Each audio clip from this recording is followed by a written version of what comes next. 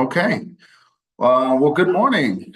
I don't know if I can say hello, Quad Cities. I don't know if that's like a patented thing or not, but thank you all so much for joining us this morning. Excited to have today's conversation with Erick Recinos this morning. So I'm going to share out our agenda.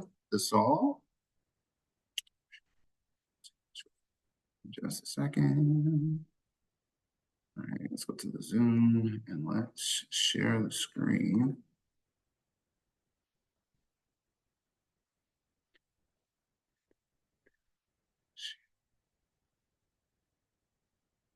Okay, you all should be able to see my screen now. Erick, can you see the screen? Can you see the agenda? All right. So I am Corey Holloway. I'm the DEI, the Inclusion and Diversity Chair here for SHRM. I work for Eastern Iowa Community Colleges, and I'm excited to be having this conversation with us here today. So today we'll have our presenter, Erick Recinos, give us a presentation on navigating incivility, an important topic as we're 13 days out from the election and 36 days out from Thanksgiving. So a lot of opportunities for us to put some sharpen our tools when it comes to civility. So really looking forward to his conversation. But before we get into that today, congratulations to GRHRA. We have received the Platinum Excel Award for 2023, and that's all thanks to all of our great members and the hard work that you all put in and wanting to grow and develop your people and grow and develop yourselves as well too. So we couldn't do this without you all. So big thanks to all of our members. Some upcoming events that we have this month, October 24th. I think it's actually might be Thursday, October 24th. We will be having one of our Let's Get Socials events. So it's an in-person networking event over at Riverfront Grill in Rock Island, Illinois. So if you haven't been to one of our networking events, please come and join us. It's a great, relaxing time. You get to meet up with other fellow members. You get to meet up with some board members. It's just a really fun time to relax and just to get to know other people in our community who are also members of GRHRA. And then in November, we have an all-day event, our 2024 Virtual Employment Law Conference. Yeah, so those things that we need to know as laws are changing, important information, the updates that we need to know. Registration is open for that. So if you haven't registered, sign up, sign you and your team up. Anybody who could find this information beneficial to you and your organization, please come and be an important part of that conversation. And a thank you to our sponsors, St. Ambrose University. And today we have Karen with us from St. Ambrose University, Karen Eden. And Karen is the Executive Director of Grad Admissions and Professional Development at St. Ambrose University. She is a seasoned higher education professional with over 27 years of experience, including 10 years at St. Ambrose University. She has a distinguished record in admissions, grad admissions and professional developments, bringing a wealth of experience to her role. Karen holds a bachelor's degree in marketing and management from Loras College, as well as a master's in organizational leadership and an MBA from both St. Ambrose University. So I will give the floor to Karen. Awesome. Thanks, Corey, for the introduction. I just want to give a big thank you to GRHRA for giving us the opportunity to briefly speak about St. Ambrose University. I'll keep it short so we can dive into the October Inclusion and Diversity event. I just want you to know that St. Ambrose University offers a wide range of educational opportunities for your employees. Whether they're looking to complete a bachelor's degree, earn a micro-credential, or pursue a master's degree. One of our most popular online undergraduate completion degrees is our BBA in management, and it's really designed for individuals across many roles in management. They can also earn a master's degree, which opens lots of doors for them, lots of opportunities and specialized expertise. And on the screen, you see two links that give links to our academic programs that you can go back later and click on. And if you have any questions, you can contact me about that. And finally, if someone's not looking to complete a degree or not ready for a master's degree, we have lots of other opportunities with micro-credentials, customized training, our current offerings, project management, leadership, and trauma-informed care. So all of that, along with tailored training for your companies. Like, for example, we just completed a leadership training for MetroLink.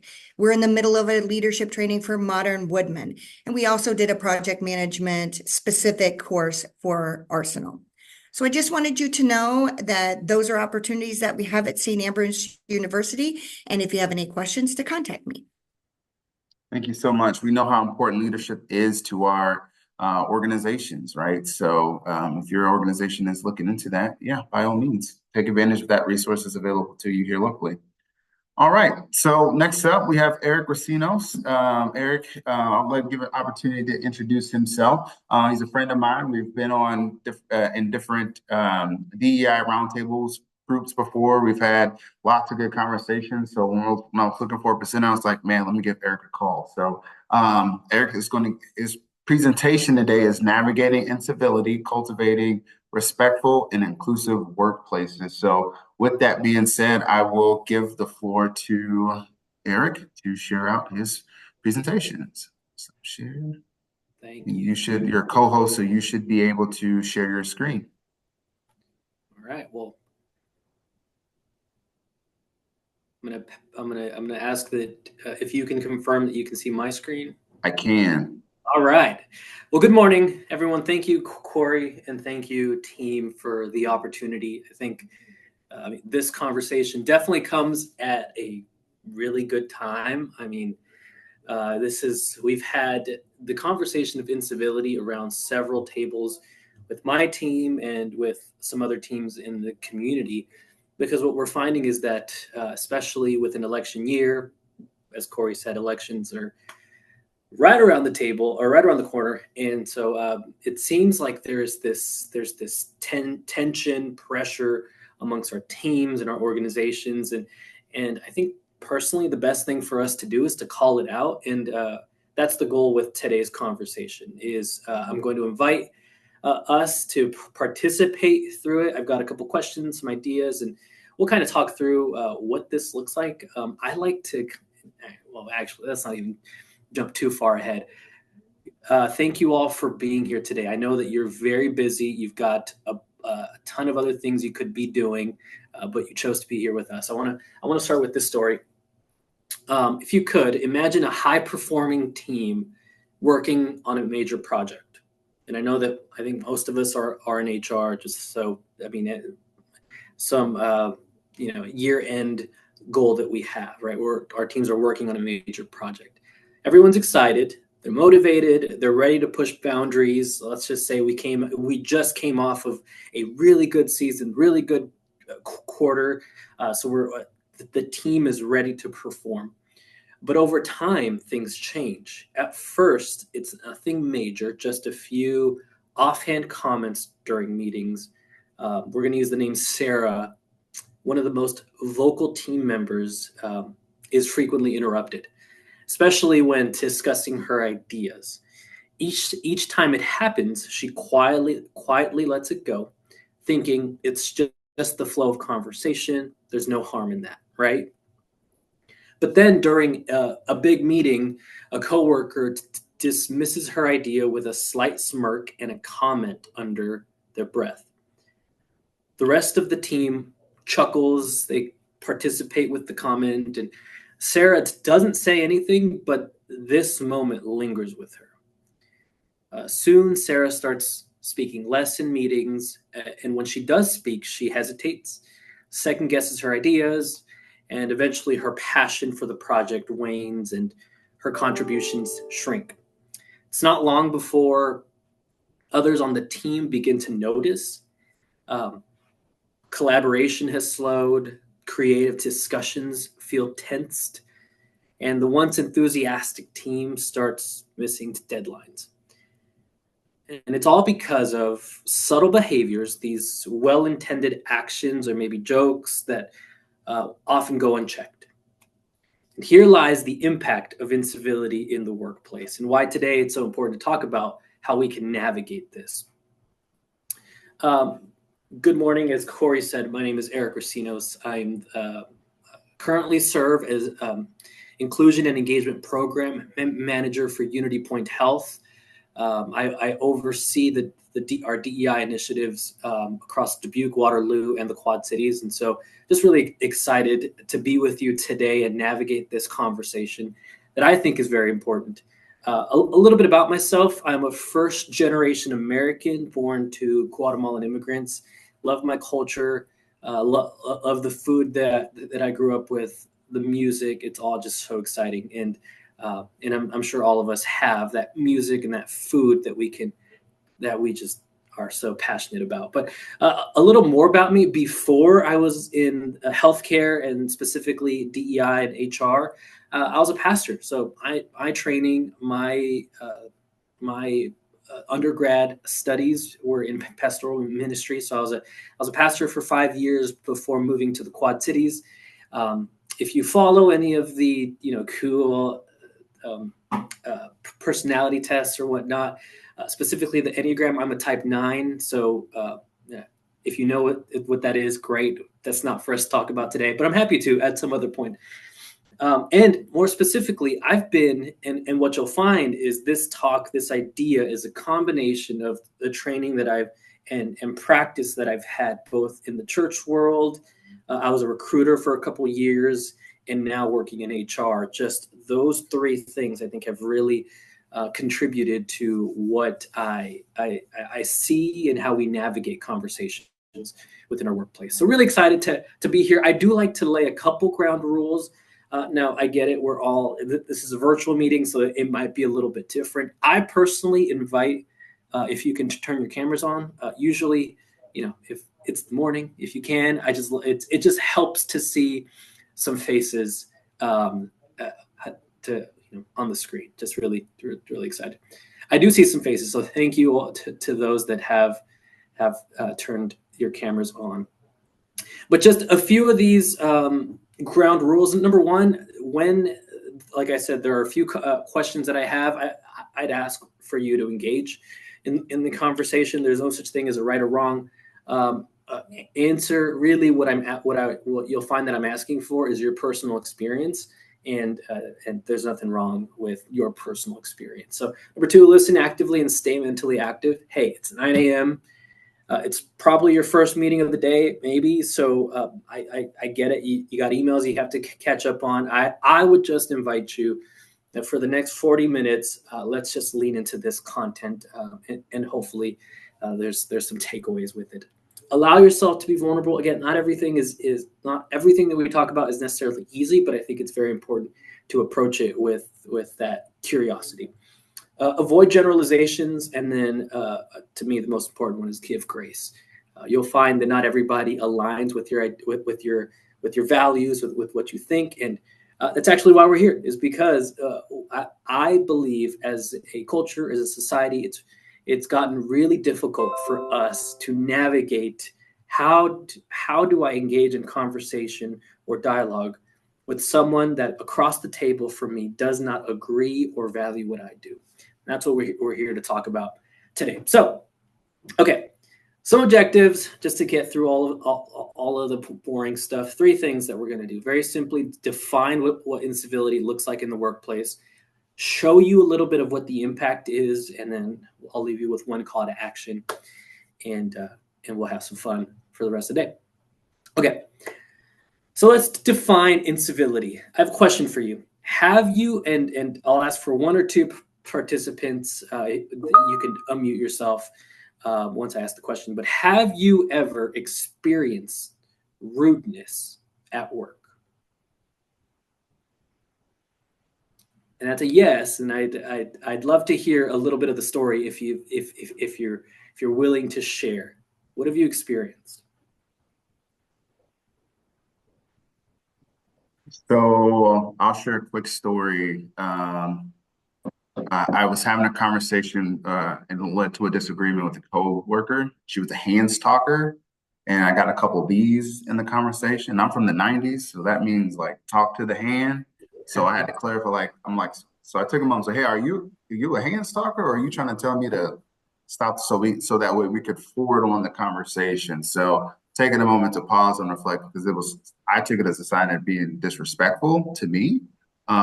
So that's one quick example of some rudeness that I was able to get clarified so we could continue the conversation. Now you clearly have engaged in this thought, because you definitely got ahead of me there. Thank you, Corey. There is a part B to the question, and I think you answered it really well, Corey. Is how did it feel? What was the initial emotion or reaction that you had? And I think you answered that well. Is there anyone that would like to share what one experience of rudeness, and then a part B to that question is how did it feel?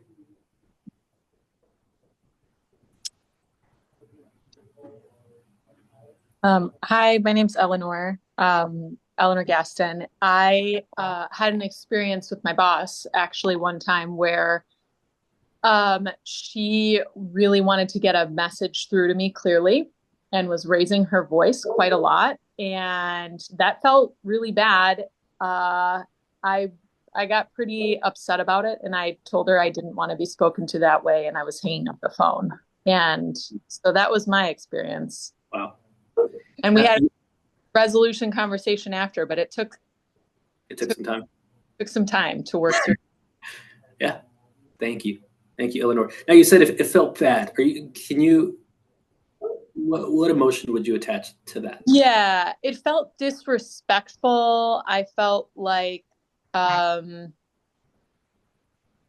felt like I was trying, in the moment, and I know this wasn't the case, but in the moment I felt like she was trying to use her volume to make me smaller so that she could take control of a situation.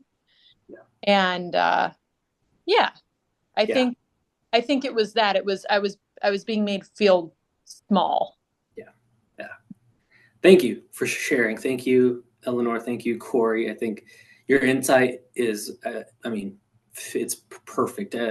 The reality is, I've shared this question with a few of our leaders here and in several other conversations. And some of the things that I've heard, similar to what you said, Eleanor, is people feel when they experience rudeness or incivility, they feel belittled, maybe ashamed, humiliated, powerless. And you'll find that at the end of this, what all of those things do is they remove or they remove or make less our humanity. And spoiler alert, what we have found is when we focus on an individual's humanity and what makes them human, you'll find that it's easier to navigate these conversations. So thank you both for sharing that. But more specifically, what does incivility look like? Just to give you some examples, and I think we've heard a few with these experiences. It could look like interruptions, condescension. Condescension, I think, happens a lot, or at least we may feel that a lot, depending on the work relationship, or maybe it could be within families. There's that sense, that condescension. I'm always tempted to say condensation, but that's not it. Omitting common courtesies, I think this really points to Corey's story, where a hand being raised up, right, that as a common courtesy, that might share or might really be communicating something that is not intended. Making derogatory remarks, and we'll talk a little bit more about that. Facial expressions, I think we see this a lot. Facial expressions, physical movements that include throwing of objects. Now, hopefully, none of us are part of teams where it's gone this far, or where where it has gone this far. But those are signs of or examples of incivility that I think is very important, just to know sort of how we may have experienced them beforehand, or just been participants in it. Now, a further example, because I'm in the DEI space, I really liken this to a microaggression. These actions can be referred to right? These small acts of incivility or rudeness can be referred to as microaggressions. In this case, specifically focusing on racial microaggressions, which are subtle forms of bias and discrimination that are experienced by members of groups that are marginalized. You could see a few on the screen. I can't tell you how many times I've been within HR have had to have conversations with team members because they had well-intended comments that were made, but the impact or how they were received was painful and it was negative. So it's really important to understand that with microaggressions, it's not oftentimes intentional. Oftentimes, like I said, it's unintentional comments that maybe are meant to be as a joke or us not understanding sort of the historical context of either the statement or what the community that you're talking to have experienced. And it's a cumulative or unintentional effect over time that causes significant harm. What you will find is that with incivility, is if it's left unharmed, unchecked, untreated, whatever the word is that you are looking at, over time, it causes significant harm. It affects the individual, it affects the team, and really affects the organization. I call this the ripple effect of rudeness. According to Harvard Business Review, 98% of employees surveyed over the past 14 years expressed experiencing uncivil behavior on the job. That's pretty much everyone. So at some point in our professional career, and that's only in the workplace, I mean, just imagine everywhere else, most of us, all of us will experience some sort of uncivil or rude behavior. So that's why this is important for us to navigate. And we're going to spend the bulk of our time going through one image that I think is very important. If you want to screenshot that, take a picture, I think this is very important for us to talk about. This is the social network dynamics chart, and we're going to go through it from left to right because I think it's very important for us to see how incivility affects the individual, the team, and the organization. So we're going to start here with the act of incivility. And again, just like I talked about, the act of incivility is something like a leader raising their voice, negative comments being made, physical aggression, whatever it is that some negative or hurtful expression that whether intended or unintended, really will, as you'll see, will affect or impact an individual.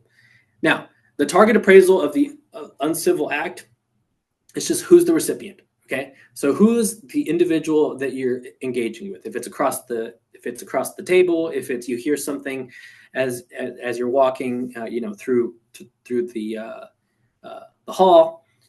It's who is the recipient of that comment or the action. Now, as we talk about target biological response and behavior response, we're going to talk a lot about how the individual received or how they engaged with the comment that was made. Let me give you an example with the question of what happens to a recipient of rudeness. Some studies show that to a recipient of rudeness, their bandwidth reduces by 61%. Let's look at it a little closer, and I'll share a story with you. This was several years back. I was having dinner with my boss at the time, and I thought we were having a really good conversation. But at some point, there were some some personal comments being made, and it didn't process or register in my mind that I was actually offended or hurt until I got in the car and I realized, wait a second, it clicked. Something was wrong. I had there was a comment that was made. It felt like a personal attack that was made. I wonder if that's ever happen to us, where to put it a little more lightly, maybe you're talking with a friend and you're going back and forth, or you're just engaging in dialogue, and all of a sudden a comment is made to you and you don't have an immediate response. But as soon as you get back to your car or you walk away from the situation, you think, I got it. I know what I'm going to tell them. Well, that's because when you are the recipient of uncivil comment or rudeness, whatever it may be, your bandwidth, processing your mind, 61% of it reduces. There is increased stress. There is decreased job satisfaction, heightened irritability. I think of the fight, flight, or freeze response, right? When we are the recipients of rudeness, to think about those sort of the fight, flight, or freeze response. This is your body's response when you are triggered by psychological fears, right? So this is and not to get into the psychology of things, but this is important, say, when we're driving a car, right? That response is very important. If we're driving a car and the car in front of us all of a sudden steps on their brakes, we need our body to immediately respond and hit the brakes as well. Or if you're crossing the street, or I had a friend last week hit a deer with their car, but right, let's say you see a deer crossing, that response says immediately step on the brakes, right? It's a built-in defense mechanism that causes physiological changes. If you'll remember, if this has ever happened to you, there's a rapid heart rate increase, reduced perception of pain. This enables you to quickly protect yourself from perceived threat. Now, this is important when you're in a life-threatening situation, but your body also does it when you are the recipient of an uncivil or rude behavior. And oftentimes, depending on who you are, if you are the fight responder, you're going to say a comment back, and we're gonna get in this back and forth, and eventually someone will say, right, it can get bad, and to the point of it could get to where it becomes a physical altercation. Or flight, where that's usually how I respond. Just when a comment is made, I do my very best to get out of the room. I'm just like, I'm out. I don't like the comment. I'm out. But to a lot of us, it really is a freeze response where we don't do either. We don't fight. We don't flee. We freeze, and our brain capacity, our ability to function, reduces. I think that's very important to consider how the biological response and behavior response are so important when you are the recipient of incivility. Just to give you a little more information, incivility has many emotional consequences on the individual, including, as I said, increased stress and irritability, as well as increased or decreased job satisfaction. When employees are dissatisfied with their jobs, they are more likely to quit. This, I think, in the last few years, the term that we've seen is quiet quitting, right? This could lead an individual to quiet quitting, where they're mentally, emotionally checked out of the job, but they're still here because they need the paycheck or they need something. And so this can be very, like I said, detrimental, not just to the individual, and ultimately it affects the team and the organization. Incivility has damaging direct effects on job performance, and overall rudeness interferes with our ability to focus. It limits our capacity to remember information correctly and takes time to process and get over. I think of usually when you are the recipient of this or just in general, we take these emotions home with us. And hopefully, but this happens, oftentimes those emotions or that response or that pain, that offense affects the home. And so we're not only affecting or allowing this to affect our teams, eventually it affects the individual's home life. Like I said, in some cases, there are instances where this behavior also impacts the individual's happiness, emotions, and lead to depression. Very, very low cases, but it can happen. The reality is that the effects of this behavior end up going home, and they will and we continue to recall negative interactions. I had to process for the next year with my therapist the conversation that I had with my boss that ultimately was like, oh yeah, that did affect me a lot more than I thought it did. Again, when incivility goes unchecked, when we don't call this out, it affects the individual and ultimately the organization.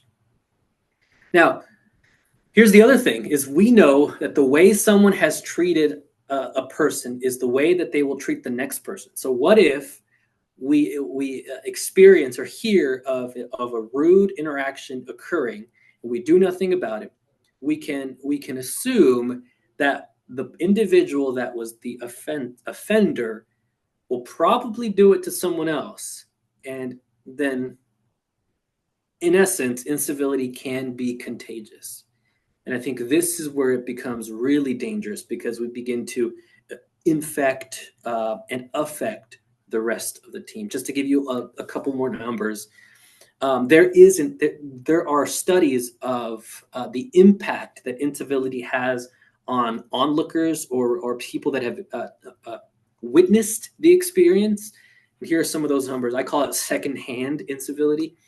20% decrease in performance can be seen when a team has seen incivility occur and nothing is done and it goes unchecked. 50% reduction in willingness to help others. So half, again, the team begins to see the impact.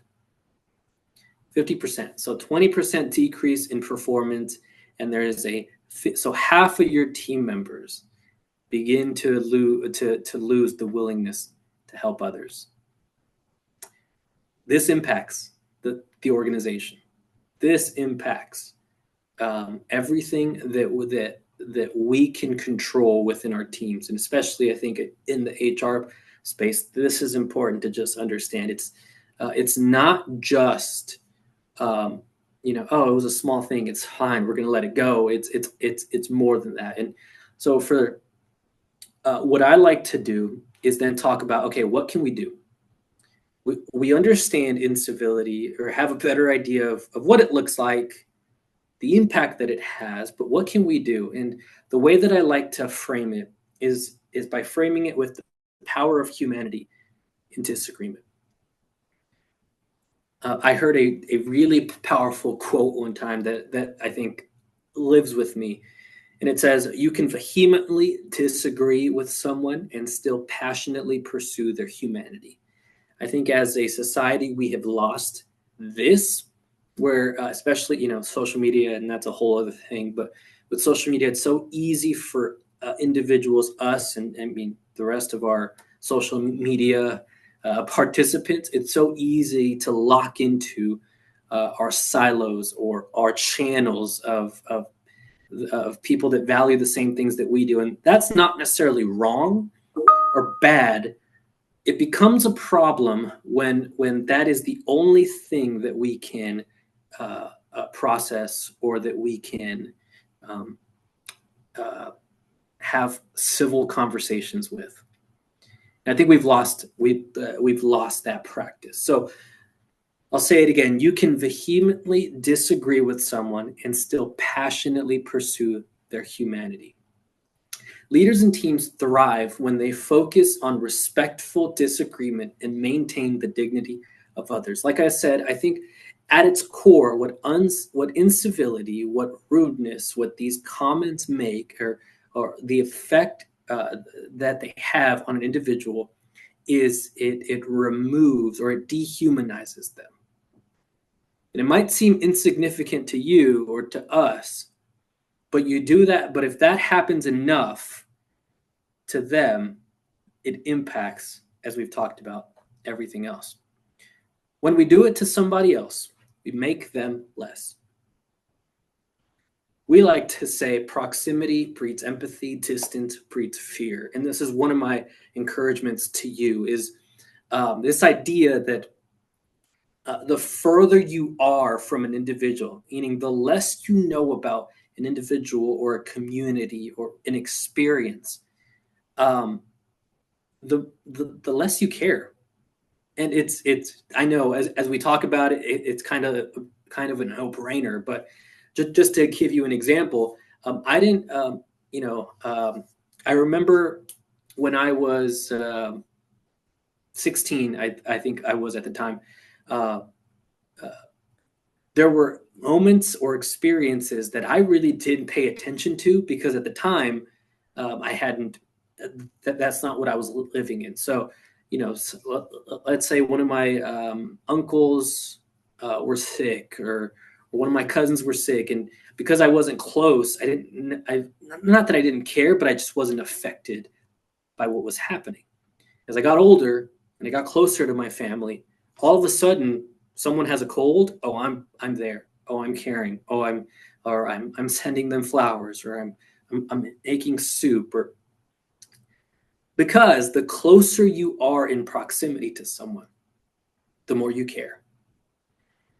And I think the closer we are in proximity to our teams, to these communities, the more we'll be able to process. Wait a second. Okay, that comment that was made was not just a lighthearted comment. It actually was painful. I know that person received it, but was hurt by it. And there's something that we can do. I'm a big fan of Simon Sinek, and if you can, I would encourage you. I think it was like 15 years ago, 20 years ago, he did a presentation on the golden circle, and really just how effective leaders succeed. I took a little bit just in terms of the idea of that, and really tied it to what we can do as leaders, as HR practitioners, when it comes to engaging in these dialogues. He calls it the golden circle. I don't know. I mean, probably it is the same thing, the golden circle. But just to walk you through it a little bit, what he says is people don't buy what you do; they buy why you do it. And at its core, he says leaders engage in dialogue, and we engage in our teams backwards. Usually when we're talking to our teams, or let's say an uncivil comment was made, a rude comment was made. So we're sitting down with a team member. It's you and I sitting across the table. And most of the time what we're seeing is the first thing that we're engaging with is, what is the problem? Hey, we're here today because a comment was made that was offensive to this community. And what Simon Sinek says is, when you start with a what and work your way in, you will find that you are unable to connect with the individual. So he says the flip side, start with the why. Now, the way that I look at it, just to kind of flip it, is when we start with the why, if there's one thing that I suggest that we remember from this morning, is that we aim with the why. We aim starting our meetings with why. Why is the meeting that you are having happening? Not what the mistake was that triggered it, but why is this an important conversation to be had? And I'll give you an example of how we encourage our teams. At UPH, we aim to ensure, and this is my why, this is how I would say my why. At UnityPoint Health, we aim to ensure that every team member experiences a sense of belonging. As such is treated with dignity and respect. Okay. Now that I've shared the why, team member and I, we both, there's the common ground of, we understand that our goal is to ensure everyone feels a sense of belonging. Then you follow by talking through the situation. And even though, right, this doesn't make it easier by any means, it still is a difficult one to have. You may find that the walls of defense and offense have come down slightly, because it is no longer about how the individual is wrong, but how we can collectively move forward. I mean, I think this is even great to consider with our personal relationships, right? I've learned from my wife, if I lead with, hey, you did this wrong, most of the time I'm going to end up getting slapped, right? Like, it's just not going to work. But if I lead with, hey, you know how we talked about we're going to respect each other, and one of our values is familial respect. Well, that conversation, that comment that you made, I felt disrespected. Oh, changes the game. It changes the game of how we can engage in dialogue. In short, focus on the humanity of an individual. The reality is they may just be having a bad day, or maybe they had experienced rudeness themselves and were acting out of that space. We don't know. So the best thing that we can do is, instead of starting with what the problem is, and again, this can lead to a phenomenal conversation where disagreement can still be had, but because we understand each other and we understand that we care for each other and we understand that we have common ground within the workspace, that we can get to a place of cordial disagreement. I'll give you one more example, and I think this is an important one. August 28th, 1963. Martin Luther King and the civil rights movement held a gathering in DC, and 250,000 people showed up. 250, that still blows my mind. There was no Instagram, no Facebook. There was no way to have a blast. Now, of course, there was news, but there was no way to have a blast communication to say, hey, we're going to march, we're going to protest, we're going to fight. And this was looked at as uncivil. But how is it that 250,000 people knew to gather? There was no, again, there was no social media, but I would argue that they gathered because they understood the why. They understood why this movement was so important, why this meeting was so important. So much so that this is the where we hear the famous "I have a dream" speech, and the ripple effects of this that we see today, I think, are astronomical. My therapist says, and this is why I call it the ripple effect of rudeness, is my therapist says there will always be a ripple.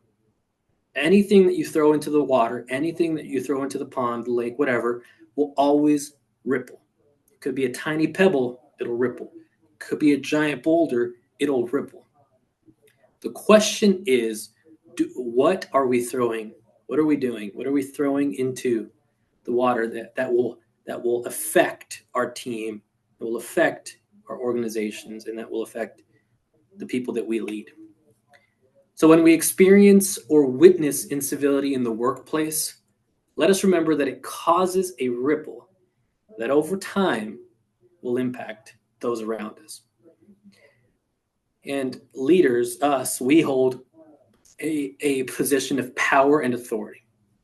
We follow those who lead, not for them, but for ourselves. And so I leave you with that. Thank you all. I know there's a time for Q&A, but I want to leave you with one question as you process, and you don't have to answer this out loud. I really think it's important for us to process. What steps will you take to reduce incivility and promote a culture of respect in your workplace? If you haven't already, you're going to see this start going up in the next couple weeks.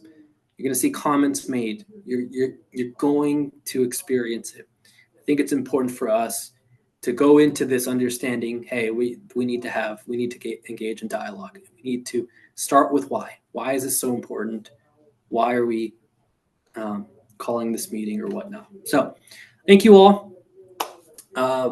Remember that proximity breeds empathy and distance breeds apathy. We do have a couple minutes for questions. So I don't know how you want to do that, Corey, but thank you for the opportunity. Yeah, absolutely. As you said, you open up for questions. So if you have a question for Erick, please unmute and ask your question to the group, in front of the group.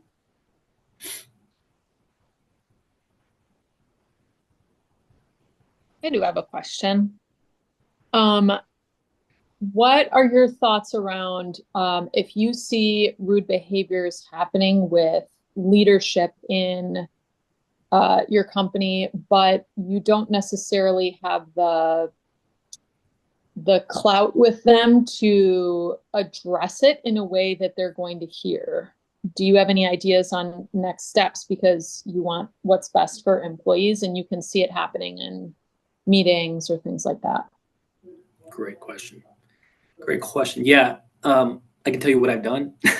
because I think that's a hard one, right? And Yeah. first of all, to include a question with the word clout is amazing. Awesome, love it. Here's what I've done. I think that when it comes to, oftentimes we experience it or we witness it, and I think that's one of the problems is that we feel like, hey, I don't have the authority to call that person out, right? Maybe they're a manager or they're the executive, and I'm a leader or a director.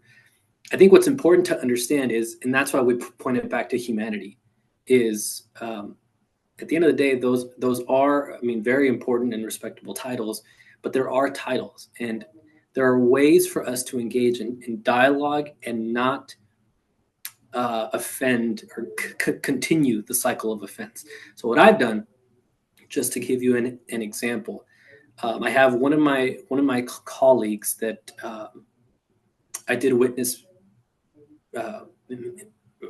some rude behavior, and I felt like I wasn't able to talk to them. So there's two individuals that you can code to. Number one, you can. Who is their counterpart? Do they have a counterpart? Is there someone that you know that is sort of does the same work as them or is on the same team with them?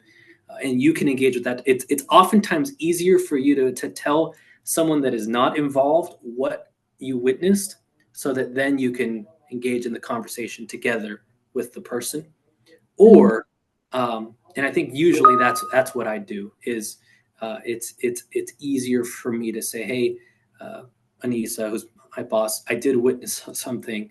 Would you be able to sit down with me and process this with the team member? Not in a, we're not doing a corrective action. We're not doing it. It's just, I think it's important for us to talk about it. And that's how we did it. And we were able to get to common ground. Again, I think it's case specific, but that's how I've done it is bring a third party into the room, into the conversation. And I think that'll help. I hope that helps. Yeah. Yeah. My worry around that is them feeling triangulated and that you did directly to them. Yeah. First. Yeah. Yeah. And that's what's difficult because, let's say you witnessed, right. It's me. Let's say it's me. You and I already don't have that personal connection. So, I might not even feel that quite frankly, because there is no, I think usually when people feel, what'd you say, triangulated, like trapped or cornered, it's because it comes out of a place of, hold on, I thought you and I had mutual respect. Cool. So at least I think, there's the psychology of that. I don't fully understand. That's more so what I see, what I've been able to walk through. That's good. Thanks, Erick. Yeah. Well, did someone put something in the chat? Is there? I think somebody was supporting Eleanor's question. Great question for sure. It is. Yeah, thank you. Other questions that we have for Erick? Hi there. On the topic of civility, go ahead. Hi there. My name is Eliza, and I am curious. Hi, Erick. Hi. I know Erick outside of this conversation. Let's go, Lisa. Let me see how hard I can make it. No. I'm just curious as to the what trends are you seeing in topics of incivility, maybe. We hear a lot about the level of anxiety that people have today. So kind of what do you see or hear that people are reacting to, reaction time, and what are the main topics? That's a great one. I'll give you a few. And I know we highlighted the election, right? Politics right now is huge. You're going to see that, especially in the next couple of weeks. Well, especially November 4th, 5th, the days after whatever happens, it's going to go up. So that's I think top recently or current. The other thing is overall, it's, depending on what field you're in, I'm in healthcare, so that's what I have a lot more insight in, is people feeling overworked, underappreciated, underpaid. Those topic or those talking points alone really raise the stress, raise the exhaustion. And I think anytime a team is exhausted, it raises the degree that these interactions happen in. So again, it depends on the field that you're in, but with healthcare, that's where I'm seeing it a lot, and it might translate. We have a lot of job postings that we need to fill, and so all of our team members are feeling overworked. And in that, I think that really discourages that common ground, because everyone's tired. That's why I tell my wife, I tell Becca, after 9 o'clock, I don't think we should have a deep conversation, because we just end up getting mad. We're just too tired. We get mad. So that's one of them. Another trend, I would say, is we're getting into the holidays. And so you're going to find that there's a lot of maybe the inverse of things happening at home that individuals are bringing to work. And so it could be the stress of the holidays, the stress of family vacations or whatnot that ends up coming home. So those I would say, of course, the last one's a little more personal and kind of the inverse of what we talked about, that our team members bring it to work. But the reality is, I think that's very true. Whatever happens at home, we end up bringing to work. And I wish we could, leave things at the door and then come and be amazing at work, but that's just not how things work. So those are the three that I would say that I've seen, but definitely the disagreements with politics is the top one. In that space, I think DEI, I live in this, so I see this and hear it every day, pretty much.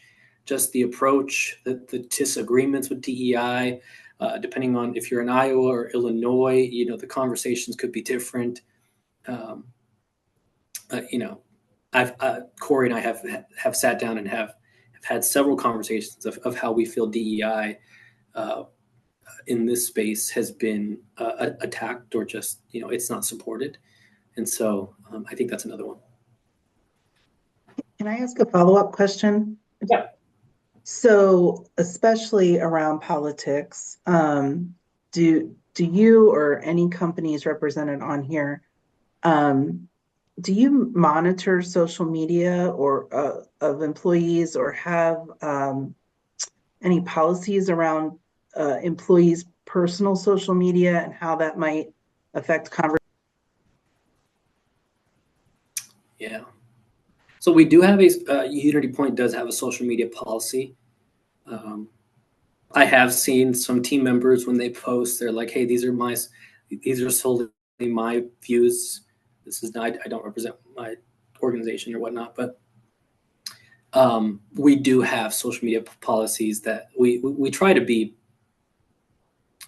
I want to say, grounded with, with what our team members post and whatnot. I don't know exactly how that's monitored, I'll be honest with you, but I know that we have, and probably most organizations have, a social media policy.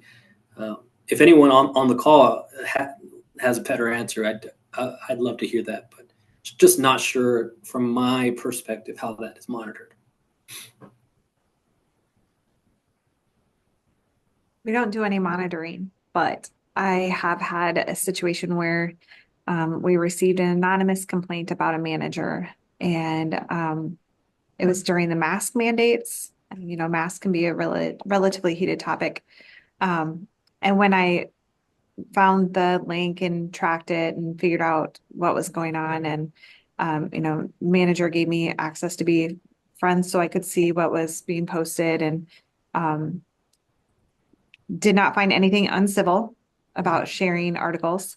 And as a matter of fact, the person that filed the complaint was more uncivil. But the manager did ask, how did they connect with me? And I said, there is no obligation for you to post anywhere where you work. And that's always been my recommendation. If you're going to post and be on social media, not stating where you work limits that liability. Mhm. Yeah, that's a good one. We had on those same lines a couple years ago, actually maybe 4 years ago, we had a team member post a video on social media where they were witnessing some comments being made on the job, and that did come to us. That did go up to HR, and I don't remember the exact what came of that conversation, but I know that there was an immediate meeting that was called with the individual. That's a little different because it was filmed, recorded on site, but everyone's free to believe or value what they want on social media. I would just say, just because you're free to do that doesn't mean that you're free of the consequences of that, or people seeing it and taking it the wrong way. So just use your wisdom. Yeah, I echo that. So we had the same type of issue where an individual had posted something and made comment about the company, and then someone else had seen it and then brought it up to HR. And we did go in and review. I think it was on LinkedIn, so it wasn't something where you had to be friends with that. You could see the comment. It was out there. When I reviewed it, there really wasn't anything that was like slander. It was just, you can read comments however you want to read them, take it out of context. If you were just, this individual knew what was going on with this other individual, and so they took it in a little bit more personally than maybe the average person. So we kind of had to walk through it. I had another individual, same thing, was let go from the company and then took it upon themselves to comment out on Glassdoor, which a lot of people use Glassdoor for that very thing. It was a little bit slanderous. I did reach out to that individual and spoke with them about their comments on Glassdoor, and we just kind of walked through them and got to the bottom of it. They did end up taking it down because it was a very generalized comment towards the company as a whole, and it was, he was voicing his frustration. Again, it wasn't slanderous where we're like, hey, we're going to take you to legal, that type of thing.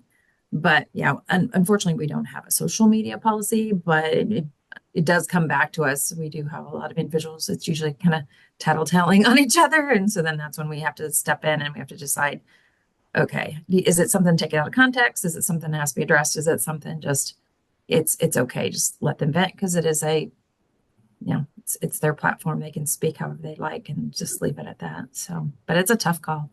Yeah. Definitely, it's a is taken case by case. It depends, but yeah. Again, I just tell people you can post whatever you want, you can like whatever you want, but just be careful. Any other questions? These are great questions.